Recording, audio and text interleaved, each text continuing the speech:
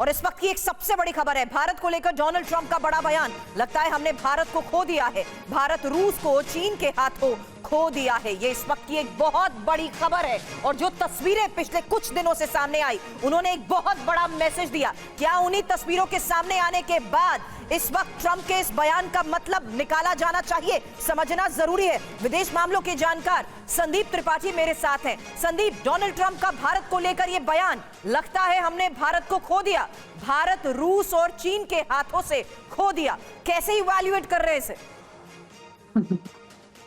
सुरभि जी, सचमुच ट्रंप इसके लिए जिम्मेदार है और उनको इस बात का एहसास है कि उन्होंने खो दिया।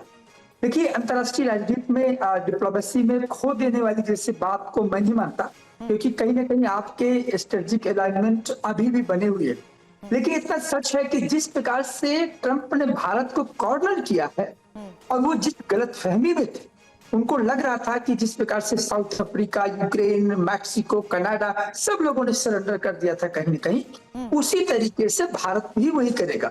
वो ये नहीं जान रहा था कि भारत की जो ताकत है वो स्ट्रेटेजिक ऑटोनॉमी है। उनको ये नहीं मालूम था कि भारत दुनिया का एक उभरती हुई अर्थव्यवस्था है। उनको ये नहीं मालूम था भारत में ही वही पोटेंशियल है जो ग्लोबल साउथ को आवाज दे रहा। उनको ये नहीं मालूम कि भारत तैयार है दुनिया को रीऑर्डरिंग करने का। उनको ये नहीं मालूम था कि 1945 के बाद का जो ऑर्डर, जो डाइफंक्शनल है, कंप्लीटली वन साइडेड है, यूनिलेटरल है, भारत उसको रीडिजाइन करने के लिए पूरी तरीके से तैयार बैठा हो। और यही लगता है कि जैसे ट्रंप ने कॉर्नर किया, पेनलाइज किया भारत को, भारत अपनी स्ट्रेटेजिक स्टेप को शिफ्ट करना स्टार्ट हुआ। और चाइना तो इसी ताक में बैठा था कि क्या ऐसे कुछ कारण बन सकते हैं कि भारत हमारे RIC में आ जाए। पुतिन की यही इच्छा थी पिछले 2020 से कि भारत, चीन और रूस एक साथ आए। मुझे लगता है ट्रंप ने बहुत अच्छा मौका दिया है तीनों को साथ में आने का। और यहाँ पर ट्रंप इस बात को लेकर के काफी चिंतित भी है कि क्या हमने कोई गलती कर दी। जी हाँ, आपने गलती नहीं की, आपने स्ट्रेटेजिकली कैलकुलेटिव ढंग से इंडिया को कॉर्नर करने की कोशिश किया है और यही कारण है कि भारत ने आपको जवाब दिया है रणनीतिक रूप से। बिल्कुल, और यहाँ उन्होंने जिस तरीके से ये बात कही है उसको समझना इसलिए भी जरूरी है क्योंकि डोनाल्ड ट्रंप का ये जो बयान सामने आया है, इसमें क्या बड़ी बातें कही गई हैं, इसी को एक्सपर्ट्स के जरिए हम समझने की कोशिश कर रहे हैं। क्योंकि उन्होंने कहा, looks like we have lost India and Russia to deepest darkest China, may they have a long and prosperous future together. अब यहां ये जो सहयोग बढ़ रहा है भारत का रशिया के साथ, उसको देखते हुए भी उन्होंने क्या ये एक तरीके की शुभकामनाएं ही दे दी हैं? संदीप,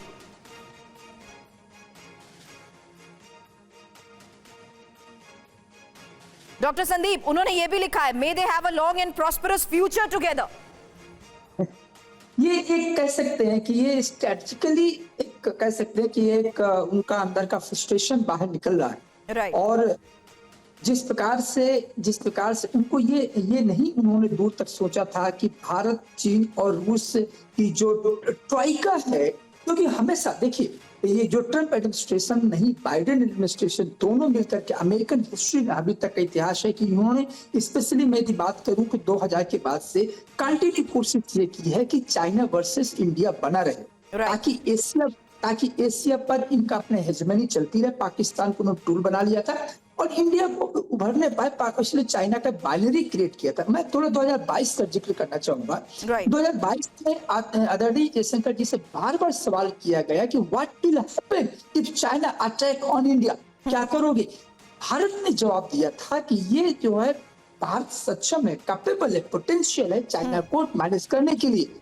आप कृपया करके अपनी चिंता कीजिए, भारत को बाइनरी में मत खड़ा कीजिए, हम सच।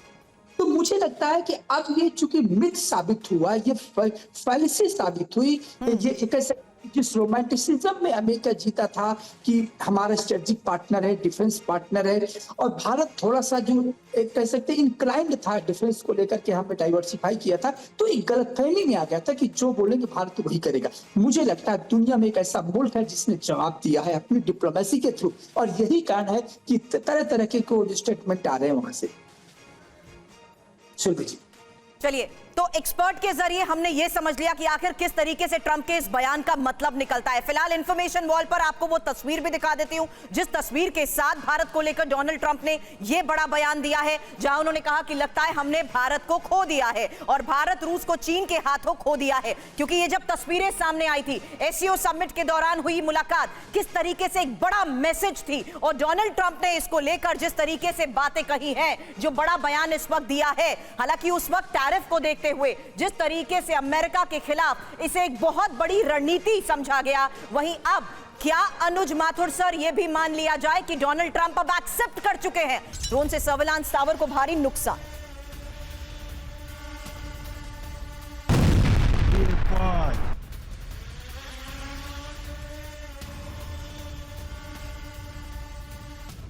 दो तस्वीरें एक साथ आपके सामने, ड्रोन से सर्विलांस टावर को कैसे नुकसान पहुंचाया गया। वहीं साफ है होर्लिवका में रूसी कम्युनिकेशन टावर को अब टारगेट किया गया, जो नेस्ट की यह तस्वीर है। वहीं पहली तस्वीर, अगली बड़ी खबर है इसी फ्रंट से, जहां रूस पर लॉन्ग रेंज मिसाइल से हमले की वार्निंग और यूक्रेन को लॉन्ग रेंज मिसाइल यूरोप देगा। यूक्रेन को लॉन्ग रेंज मिसाइलें देने के लिए तैयार, कोलिजन ऑफ द विलिंग के देश मिसाइलें देंगे।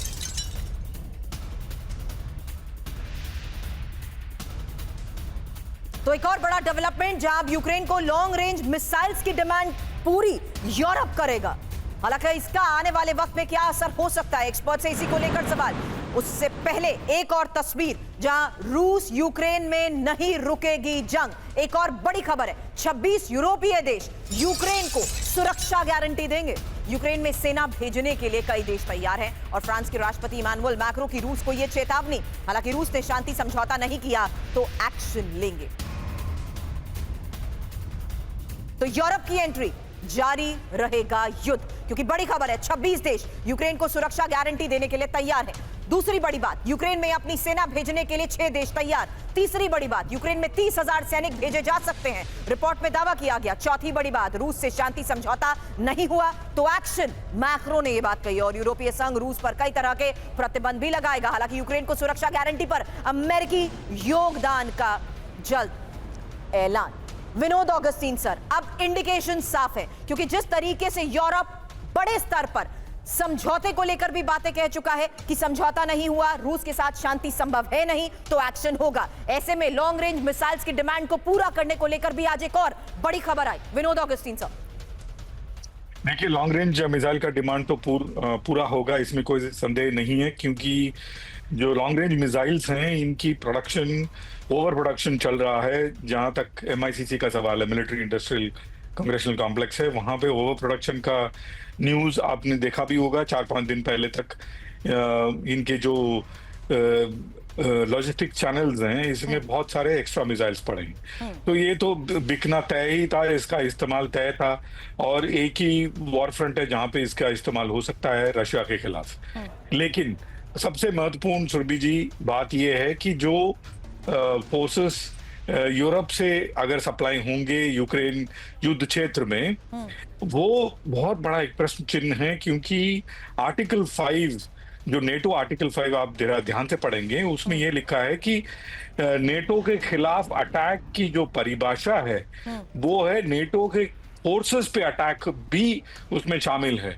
इसका ये मतलब है अगर रशिया यूक्रेन के युद्ध क्षेत्र में नेटो फोर्सेस पे अटैक करता है, अगर नेटो का बैज पहने लड़ाई करते हैं ये लोग, तो ये नेटो पे अटैक माना जाएगा। ऐसा हुआ सुरभि जी तो हो सकता है ये नेटो वर्सेस रशिया हो जाए, जो you are forcing Russia hand to attack NATO forces. अगर ऐसा हुआ तो सारा नेटो वर्सेस रशिया अगर हुआ, आप सोचिए कितना भयंकर ये लड़ाई होने वाला है। सो जो उसी को लेकर एक और न्यूज़ खबर आपने सर, अभी विनोद सर, कवर इसी किया, खबर के बाद एक बार फिर से दूसरा मैं पार्ट आपके है पास आऊंगी। वो सबसे दूसरी बात सुनने महत्वपूर्ण के लिए न्यूज़ भी सर, क्योंकि यूक्रेन में तैनात हो सकते हैं 10,000 अमेरिकी सैनिक और यूरोपीय सेना के साथ अमेरिकी जनरल इसमें शामिल होंगे। रिपोर्ट्स में यह दावा किया जा रहा है सर, 2 हिस्सों में बटेंगे 10,000 विदेशी सैनिक और रूस के हमलों से रक्षा करेंगे अमेरिकी सैनिक। और यूरोपीय अधिकारियों के हवाले से वॉल स्ट्रीट जर्नल की इस रिपोर्ट में और क्या बड़े दावे किए गए हैं, यही डिटेल इंफॉर्मेशन। क्योंकि यूक्रेन में अमेरिकी सैनिकों की तैनाती की तैयारी का मतलब विनोद सर समझाइएगा। उससे पहले ये पॉइंट्स, जहां अमेरिका समेत 10,000 सैनिकों की यूक्रेन में तैनाती हो सकती है और 10,000 सैनिकों को 2 ग्रुप में बांटा जाएगा। एक ग्रुप यूक्रेनी बॉर्डर की रूस के संभावित हमलों से रक्षा करेगा, दूसरा ग्रुप यूक्रेनी सैनिकों को युद्ध की तैयारी करवाएगा और यूक्रेन के एयर स्पेस में पेट्रोलिंग भी यूरोपीय वायु सेना करेगी। Short comment Vinod sir. बिल्कुल, इसमें 2 चीजें हैं सुरभि जी। पहली बात, यूक्रेनी सेना बची ही नहीं है, जिसकी वजह से आप बूट्स ऑन द ग्राउंड कहीं और से ला रहे हैं। यंग पॉपुलेशन सुरभि जी सारे के सारे लगभग खत्म हो चुका है। तो ये जो कहना कि आधे लोग हेल्प करेंगे, ये बिल्कुल गलत बात है। सारे के सारे फोर्सेस ये फ्रंट लाइन पे लगेंगे। Over to you. अंडरस्टूड। अब एक और बहुत बड़ी खबर है और ये शांति वार्ता के बीच नेटो को पुतिन की बहुत बड़ी धमकी है, जहां यूक्रेन में नेटो सैनिक रूस के वैध लक्ष्य होंगे और यूक्रेन में नेटो सैनिकों की तैनाती मंजूर नहीं। कोलिजन ऑफ विलिंग को पुतिन की ये सीधी चेतावनी है और यूक्रेन को लॉन्ग रेंज वेपन देने की गलती पश्चिम ना करे। साफ है नेटो को पुतिन की ये डायरेक्ट वार्निंग। फिलहाल बड़ी खबर पर डिटेल। शांति वार्ता के बीच पुतिन की नेटो को ये बहुत बड़ी धमकी है और यूक्रेन में नेटो सैनिक रूस के वैध लक्ष्य होंगे और यूक्रेन में तैनात कोई भी सैनिक रूस के टारगेट पर होगा। अब यूक्रेन में नेटो सैनिकों की तैनाती मंजूर नहीं और कोलिजन ऑफ विलिंग को पुतिन की ये सीधी चेतावनी भी। समझौता होने पर रूस सभी शर्तों को लागू करेगा।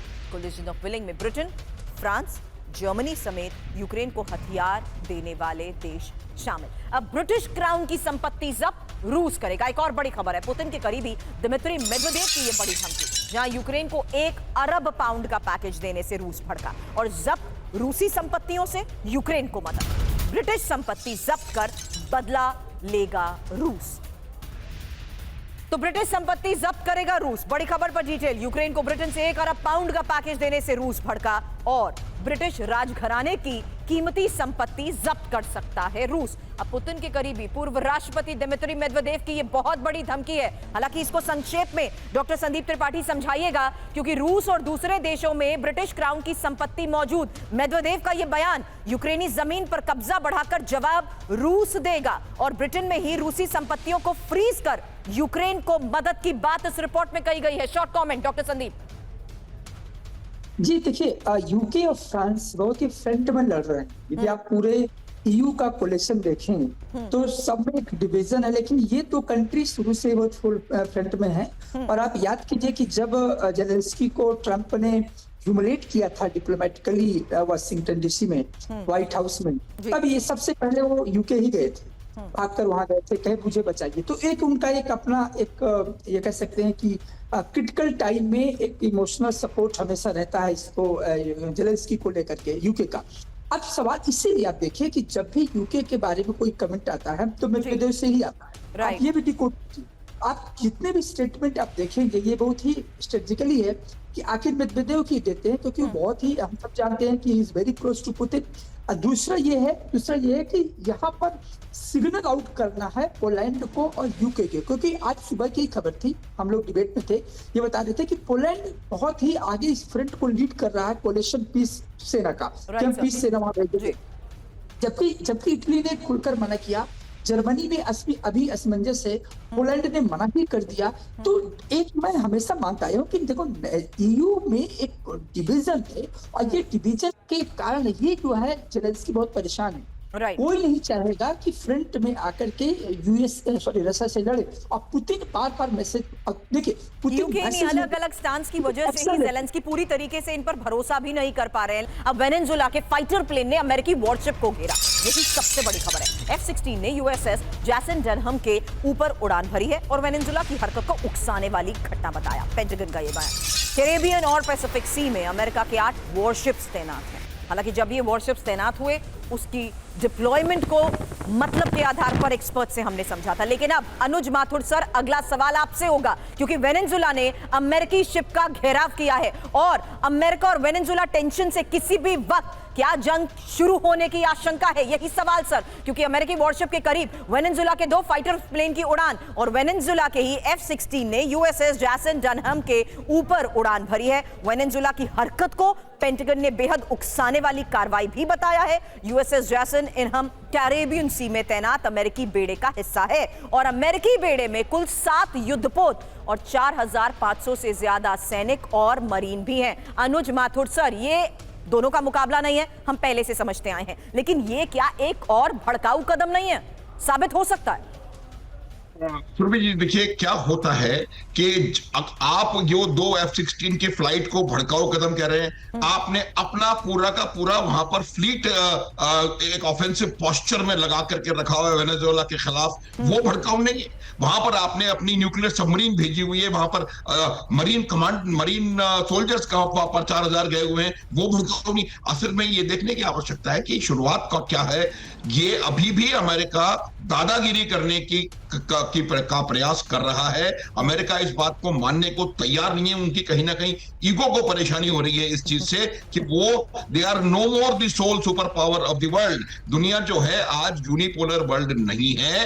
आज इनको ये समझना पड़ेगा कि उनका जो धौंस है वो हर जगह पर नहीं चलेगी और यही वजह है उन्होंने ईरान को हमास समझने की गलती करी। वो यही गलती करते चले आ रहे हैं। हर चीज को वो उनका जो आकलन है वो कहीं ना कहीं मुझे लगता है उसी चीज को बैकड्रॉप में उनके दिमाग में फिक्सेशन है कि हम सबसे बड़ी सुपर पावर हैं, सबसे बड़ी इकोनॉमिक पावर हैं।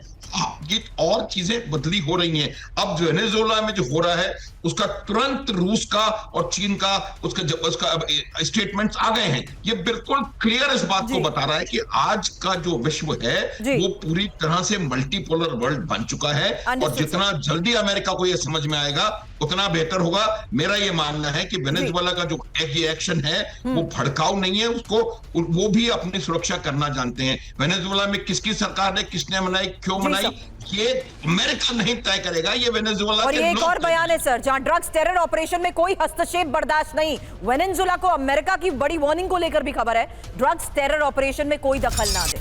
और पेंटागन ने मादुरो को कहा नार्को टेररिस्ट। मादुरो के खिलाफ कई केसेस, भगोड़ा घोषणा। और कार्टेल्स के खिलाफ जारी रहेगा सैन्य अभियान। अमेरिका के डिफेंस सेक्रेटरी मार्को रूबियो की ये वार्निंग, अमेरिका का ये मिशन एक स्ट्राइक पर नहीं रुकेगा। आने वाले वक्त में कार्टेल्स के खिलाफ और ऑपरेशन होंगे। तो वेनेजुएला को बड़ी वार्निंग, ड्रग और टेरर के खिलाफ ऑपरेशन में बाधा बर्दाश्त नहीं। मादुरो सरकार को पेंटागन की ये बड़ी चेतावनी। मादुरो पर नार्को और टेरर ऑपरेशन में दखल देने के आरोप और मादुरो नार्को टेररिस्ट और भगोड़ा है। पेंटागन ने कहा, अमेरिका ने यह भी कहा कि नशे के सौदागरों को रोकना बहुत जरूरी। वेनेजुएला के जहाज पर अमेरिकी हवाई हमले के बाद पूरा मामला बढ़ा था और वेनेजुएला में ही अमेरिका से युद्ध की तैयारी भी तेज हो चुकी है। एक और बड़ी खबर यह कि 80 लाख लड़ाके तैयार कर रहा है वेनेजुएला और वेनेजुएला के राष्ट्रपति मादुरो की यह चेतावनी, 20,000 सैनिक वेनेजुएला की रक्षा के लिए तैयार हैं।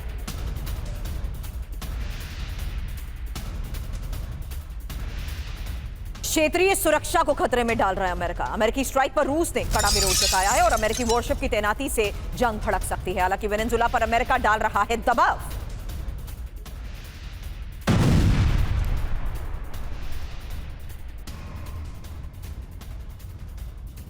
चलिए, तो क्षेत्रीय सुरक्षा को खतरे में डाल रहा है अमेरिका। विनोद ऑगस्टीन सर, ये एक और बड़ा बयान सामने आया जहां अमेरिकी स्ट्राइक पर रूस ने अब कड़ा विरोध जताया, क्योंकि वेनेजुएला पर अमेरिका जिस तरीके से दबाव डाल रहा है, ये बात अब रूस कह रहा है। सुरभि जी, 2 चीजें हमें स्पष्ट है। सबसे पहली बात जो हम स्क्रीन पर देख रहे हैं, आपने कैसे तय कर लिया ये बोट पे जो 11 लोग सवार हैं ये मिलिट्री पर्सनल नहीं है और ये इसके अंदर ड्रग्स हैं, आपने कैसे एक विजुअली तय कर लिया और उसको उड़ा दिया और ये कह रहे हैं, आप अपने हैंडल से पोस्ट कर रहे हैं और ये कह रहे हैं कि ये नार्को टेररिज्म है, पहली बात। और दूसरी बात देखिए, मदुरो को हल्के में नहीं लेना चाहिए। जब ये फॉरेन मिनिस्टर रहे हैं, वाइस प्रेसिडेंट रहे हैं, जमीनी से उठा हुआ एक पॉलिटिशियन है, मंजा हुआ पॉलिटिशियन है, ड्राइवर थे अपने जिंदगी में जैसे हम इंडिया में हम बताते हैं कि हमारे प्राइम मिनिस्टर चाय वाले से ऊपर उठे हैं, इस तरह से जमीनी से उठा हुआ एक मंजा हुआ पॉलिटिशियन है, जिसके सर पे बहुत बड़ा एक देश रशिया का हाथ है। तो आप ये बोल रहे हैं कि आप इस क्षेत्र का रीजनल सिक्योरिटी पे आप हाथ लगा रहे हैं, ये बिल्कुल गलत बात है। आप दुनिया के सिक्योरिटी पे हाथ लगा रहे हैं। किसी को बोल रहे हैं डेड इकोनॉमी, किसी को बोल रहे हैं ऑल द बेस्ट, आप ही ने ये चलाया। तो ये सारी चीजें जो हैं, ये हर जगह ये बोट को रॉकिंग द बोट जिसको कहते हैं, ये बिल्कुल ट्रंप का ज्यादा दिन चलने वाला नहीं है। सुरभि जी, आप लिखित में ले लीजिए, ये हो सकता है डोमेस्टिक पॉलिटिक्स ही इनको गिराए। डॉनबस में रूस की ऑयल फैसिलिटी पर हमला हुआ है और लुहांस्क में ही ऑयल स्टोरेज पर ड्रोन अटैक। हमले में रूसी प्लांट का बड़ा हिस्सा आग से घिरा। रूसी ऑयल फैसिलिटी में 7 धमाकों की खबरें। और लुहांस्क में ही रूस के गैस प्लांट पर अटैक की अगली तस्वीर, जहां रूस की रिफाइनरी पर 17 ड्रोन से हमला हुआ और रूसी प्लांट पर पिछले 20 दिनों में 17 बार अटैक हुआ है।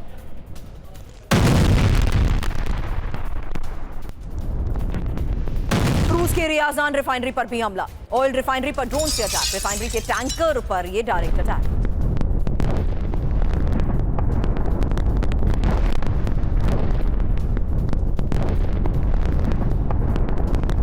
तो रूस की ऑयल रिफाइनरीज को लगातार टारगेट किया जा रहा है। फिलहाल रिफाइनरी के टैंकर पर डायरेक्ट अटैक किया। आपने ये तस्वीर देखी, एक और तस्वीर आपके सामने, जहां रूसी प्लांट पर ही पिछले 20 दिनों में 17 बार अटैक हुआ है। रूसी प्लांट का बड़ा हिस्सा आग में घिरा।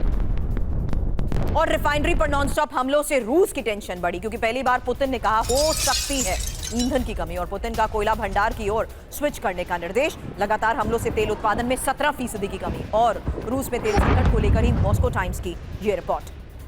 हालांकि रूस में तेल संकट पर डॉक्टर संदीप सवाल आपसे करूंगी, क्योंकि क्या आप टेंशन में पुतिन है? यूक्रेन के हमलों से रूस की रिफाइनरी फैसिलिटी को भारी नुकसान और रूस के 10 रिफाइनरी फैसिलिटी में प्रोडक्शन रुका या कम हुआ है। हालांकि लगातार हमलों से रूस के तेल उत्पादन में 17% की कमी, रिपोर्ट में यह बड़ा दावा किया गया है और रूस से लगभग 11 लाख बैरल की तेल शोधन क्षमता प्रभावित हुई है। हालांकि पुतिन ने यह कहा हमें गैस की कमी की आशंका है। पुतिन ने कोयला भंडार पर स्विच करने का भी प्रस्ताव रखा है और रूस के पास अगले 50 साल का ही गैस भंडार है। Over to you doctor Sandeep. देखिए सुरभि जी, ये हम सभी जानते हैं कि रूस की जो इकॉनमी पेट्रो बेस्ड इकॉनमी है, हम इसको पेट्रो बेस्ड इकॉनमी कहते हैं। और इसीलिए जेलेंस्की का पूरा ध्यान इस बात पर है कि रूस की कमर को तोड़े, इकोनॉमिक कमर को तोड़े, क्योंकि हमने देखा कि पिछले 4 सालों में ये वॉर होने के बावजूद भी रूस की इकोनॉमी में कोई स्टैग्नेशन नहीं है। तो इसीलिए उनका प्रॉपर ये फोकस ये है कि ऑयल रिफाइनरी को डिस्ट्रॉय किया जाए, डिसमेंटल किया जाए और उस कदम में कह सकते हैं कि काफी हद तक सफल है। लेकिन इतना जल्दी प्रीमेच्योर है ये कहना कि इतने अटैक से रशियन का पूरा जो इकोनॉमिक सिस्टम, स्पेशली मैं ऑयल रिफाइनरी की बात करूं, गैस की बात करूं, तो वो कोलैप्स हो गया। नहीं, वो बहुत ही रोबस्ट सिस्टम है रशिया का और उसकी इकोनॉमी का बेस है। अपनी इकोनॉमी के बेस को कभी पुतिन नहीं चाहेंगे कि वो डिसमेंटल हो। तो मुझे लगता है कि हो सकता है कि आने वाले टाइम में इस चीज को वो बहुत अच्छे तरीके से बंदोबस्त कर ले और तब का जो मिनिमम कह सकते हैं कि लॉस हो ऑयल रिफाइनरी को लेकर। लेकिन ये भी कैलकुलेशन क्लियर है कि अब जेलेंस्की का पूरा ध्यान, हमने देखा था रोस्तोव में अभी जून के मंथ में कैसे सबसे पहले वहां टारगेट किया गया।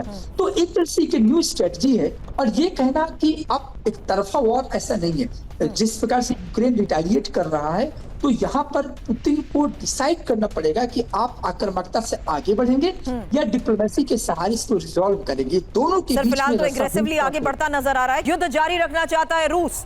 मीटिंग को टालने की कोशिश कर रहे हैं पुतिन। मीटिंग ना हो इसलिए मुझे मॉस्को बुलाया। Invited me to Moscow. You know what I think? When you don't want to have... Moscow आकर बात करें जेलेंस्की। जेलेंस्की की सुरक्षा मेरी जिम्मेदारी, गारंटी देता हूं सुरक्षा का ध्यान रखेंगे। पुतिन ने लगातार दूसरी बार मॉस्को आने का प्रस्ताव दिया है। तो जेलेंस्की ने ठुकराया पुतिन का आखिरी ऑफर। पुतिन की बातचीत की शर्त पर जेलेंस्की भड़के। जेलेंस्की ने मॉस्को जाने से साफ इनकार किया। जेलेंस्की का दावा, युद्ध जारी रखना चाहते हैं पुतिन और बैठक को टालने के लिए पुतिन ने मॉस्को बुलाया है। यही सबसे बड़ी खबर है, जिससे साफ है कि एक बार फिर से पुतिन के इस ऑफर को जेलेंस्की ठुकरा चुके हैं। हालांकि पुतिन से फिर बात करेंगे डोनाल्ड ट्रंप। ये एक और बड़ी खबर है, क्योंकि जेलेंस्की से बातचीत के बाद ट्रंप का बयान, पुतिन से अच्छी बातचीत हो रही है।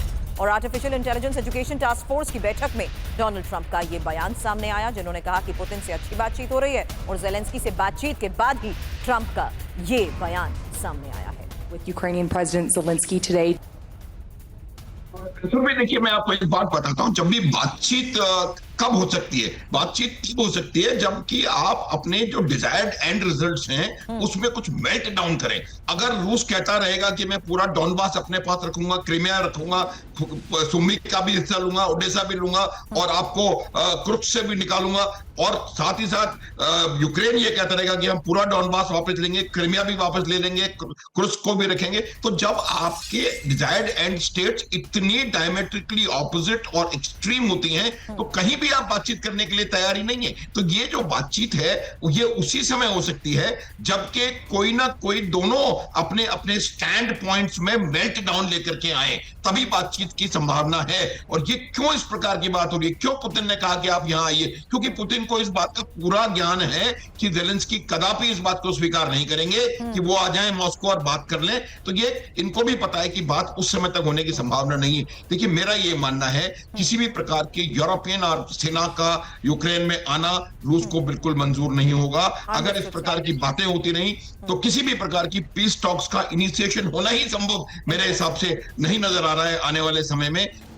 अभी जो मेरे को संभावना नजर आती है वो ये है कि किसी न्यूट्रल एजेंसी में non American, non European peace keeping forces को अगर वहां डिप्लॉय किया जाए और फिर बातचीत का माहौल पैदा किया जाए। पहला काम ये है कि सीज फायर करने की आवश्यकता है, जो जहां है वहीं रुके, सीज फायर हो, बातचीत आगे बढ़े। अंडरस्टूड है कि यूरोपीय देशों को सैन्य सहायता बंद करेगा अमेरिका और एस्टोनिया, लातविया, लिथुआनिया को सैन्य मदद बंद करेगा यूएस। पेंटागन सोर्सेस के हवाले से फाइनेंशियल टाइम्स का क्या बड़ा दावा, यही अगली इंफॉर्मेशन।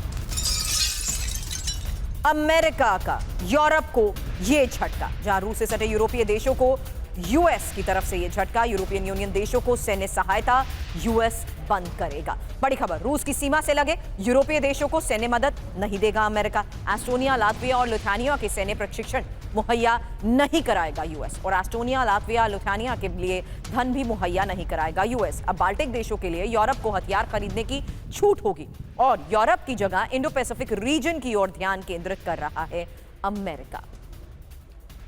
एक और बड़ी खबर है, चीन में सैन्य परेड से पश्चिमी देशों में खौफ और टकराव की तैयारी में चीन, ईरान और उत्तर कोरिया। चीन, ईरान और उत्तर कोरिया में सैन्य सहयोग बढ़ रहा है। नेटो चीफ मार्क रूट ने पश्चिम को आगाह किया है, बिना उकसावे के पश्चिम पर हो सकता है हमला।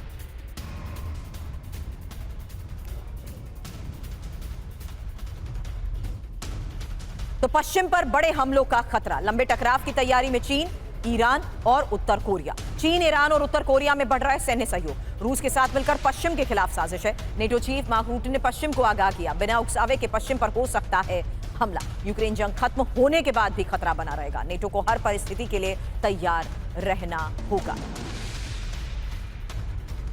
ऑगस्टीन सर, अब इसको किस लिहाज से इवैल्यूएट किया जाए? और मैं आपसे विनोद सर कमेंट उस लिहाज से भी चाहती हूं जहां बाल्टिक देशों पर बढ़ते खतरे के बीच यूएस का यह फैसला और सीधे कहीं ना कहीं यूरोप को वो बीच में लाना चाहता है कि हर कोई यूरोप हथियार खरीदे और उसके बाद जैसे यूक्रेन को मदद पहुंचा रहे थे वैसे अब वो बाल्टिक देशों को भी मदद पहुंचाए।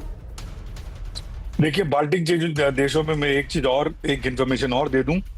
आपने अभी सुना ही होगा, यूक्रेन ने हंगरी का जो रशिया से हंगरी का जो पाइपलाइन है, ऑयल पाइपलाइन, उसको उड़ा दिया है। तो हंगरी, अभी विंटर्स नजदीक है, हंगरी यूरोपियन देश है लेकिन हंगरी ऑयल के लिए हंगरी हो जाएगा। तो करेगा क्या हंगरी? इस बार कितने लोग ठंड से मरेंगे? हंगरी को ये डिसीजन लेना होगा, पहली बात। दूसरी बात, सुरभि जी, आपके जो महत्वपूर्ण इंफॉर्मेशन जो आपने दिया, लातविया, लिथुआनिया और एस्टोनिया को अगर वेपन नहीं देगा यूएसए तो ये क्या बोलते हैं, म्यूजिक टू पुतिन्स ईयर्स नहीं है क्या? क्या अमेरिका पुतिन के कहने पर नहीं नाच रहा है? ये मेरा सवाल है। तो ये वेपन्स इनको ना देना किसको फायदा होगा? पुतिन को ज्यादा फायदा होगा कि नेटो को ज्यादा फायदा होगा? तो आप देखिए, अमेरिकन कह रहे हैं कि ट्रम्प जो है ये पुतिन का बातें मानते हैं और पुतिन की जो बड़ी बड़ी जो स्ट्रेटेजिक बातें हैं उसको अमल में लाते हैं। मेरा भी यही मानना है, क्योंकि अगर लिथुआनिया, लाटविया, एस्टोनिया को वेपन्स नहीं दोगे, आप चौतरफा हमला अगर करने की नौबत आएगी तो नॉर्थ से नेटो देश है बाय द वे ये लोग, ये कहाँ कैसे आप हमला करोगे? तो ये जो मिली जुली बातें ये लोग कह रहे हैं और सच्चाई जो हम रिपोर्ट कर रहे हैं, ये कहीं इनका मिलन कहीं दिख नहीं रहा मुझे।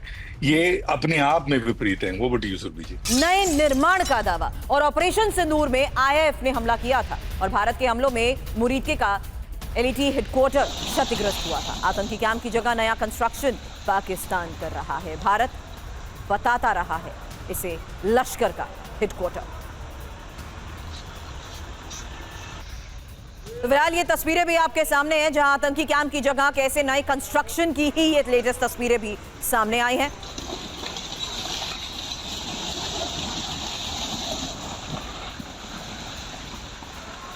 और बता दें, भारत के हमले में ही मुरीदके का एलईटी हेडक्वार्टर भी क्षतिग्रस्त हुआ था। लेकिन इस बीच एक और बड़ी खबर है। अरब सागर में भारतीय नेवी की विध्वंसक तैयारी को लेकर खबर। अरब सागर में भारतीय नेवी का फायरिंग अभ्यास। अरब सागर में सैन्य अभ्यास की वजह से नो टाइम जारी। 16 सितंबर से 19 सितंबर की शाम तक नो टाइम। कारवां नेवी बेस से फायरिंग का अभ्यास हुआ। भारतीय नेवी की विध्वंसक तैयारी। भारतीय नेवी अरब सागर में बड़ा फायरिंग अभ्यास करने जा रही है। सैन्य अभ्यास की वजह से अरब सागर में नो टाइम जारी। 16 सितंबर से 19 सितंबर की शाम तक जारी रहेगा नो टाइम। फायरिंग अभ्यास भारतीय नेवी के कारवां नेवी बेस से किया जाएगा और नो टाइम के दौरान हवाई समुद्री यातायात को सतर्क रहने की भी सलाह। अरब सागर में ही भारतीय नेवी का दबदबा। Detail information. अरब सागर भारत की सुरक्षा के लिहाज से काफी महत्वपूर्ण है। एक शॉर्ट कमेंट विनोद सर आप ही से चाहूंगी, क्योंकि इंडियन नेवी ने मिसाइल और वॉरशिप ड्रिल तेज कर दी है। P-8I एयरक्राफ्ट और सी गार्डियन ड्रोन से निगरानी और मिनिकॉय द्वीप पर नया नौसैनिक बेस INS जटायु। व्यापार और ऊर्जा सप्लाई के लिए भी अरब सागर बेहद अहम है और हिंद महासागर में 95% से ज्यादा व्यापारिक आवाजाही भारत के इर्द गिर्द। हालांकि भारत को माना जाता है net security provider. Over to you Vinod sir. देखिए, हम ब्लू वाटर नेवी बहुत पहले हो चुके हैं। ब्राउन वाटर नेवी से हम ब्लू वाटर नेवी की तरफ गए। दूसरी बात और सबसे महत्वपूर्ण बात मैं दर्शकों को ये कहूंगा, हम एकमात्र ऐसे देश हैं जिनके नाम से एक ओशन है, इंडियन ओशन।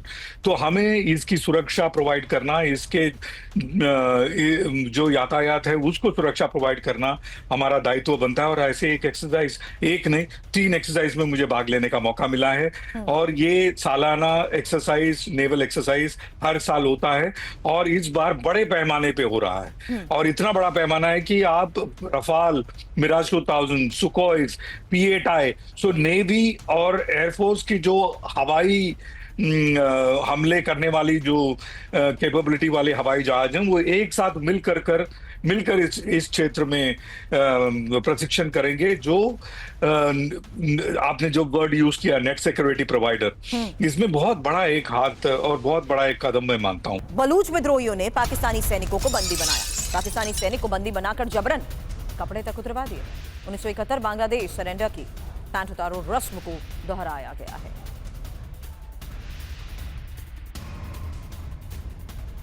बलूचिस्तान के ही खुजदार में पाक आर्मी की बड़ी बेइज्जती। 300 से ज्यादा सैनिक भारत छोड़कर भागे। सैनिकों को बसों में आम यात्री बनाकर भेजा कराची। कोर्ट मार्शल या बर्खास्तगी का सामना कर सकते हैं सभी सैनिक। 6000 पाक सैनिकों ने बलूचिस्तान से ट्रांसफर मांगा है। दो तस्वीरें एक साथ आपके सामने, जहां साफ है कि किस तरीके से अब बड़े झटके लग रहे हैं। फिलहाल ये वो तस्वीरें हैं जहां पाक आर्मी की फिर से बड़ी बेइज्जती हुई और बलूच लड़ाकों ने ही सैनिकों को बंदी बनाया। वहीं दूसरी बड़ी खबर बलूचिस्तान के खुजदार में पाक आर्मी की बड़ी बेइज्जती को लेकर ही, जहां 300 से ज्यादा सैनिक बैरक छोड़कर भाग गए। और पाकिस्तानी सैन्य अधिकारी से मिला सैफुल्लाह कसूरी। पहलगाम आतंकी हमले का मास्टरमाइंड सैफुल्लाह। पाक आर्मी और लश्कर कमांडर की सांठगांठ का सबूत। लश्कर कमांडर का पाक सेना से सीधा संबंध। दक्षिण एशिया को पाक घोषित आतंक से बड़ा खतरा है। तरीके से आईडीएफ ने अभी तक हमलों को अंजाम दिया, उसकी बड़ी खबरें थोड़ी देर पहले आपको दिखाई। एक और तस्वीर अब गाजा में ही नरसंहार के खिलाफ उठी उस आवाज की तस्वीर जहां इजराइल पर युद्ध अपराध के लिए केस और ग्रीस के सुप्रीम कोर्ट में की गई अपील। इंटरपोल और इंटरनेशनल क्रिमिनल कोर्ट को डॉसियर सौंपा। बेल्जियम के हिंद रजब फाउंडेशन ने दायर किया है मुकदमा।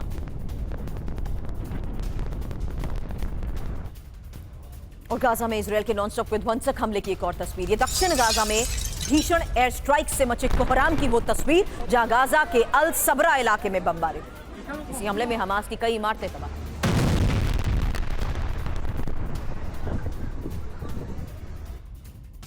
और आईडीएफ हमले में मारा गया हमास का प्रवक्ता। अबू उबैदा पर हमले का वीडियो सामने आया है। गाजा में आईडीएफ ने टारगेटेड हमले को कैसे अंजाम दिया उसकी तस्वीर। ओपन सोर्स इंटेल का बड़ा दावा।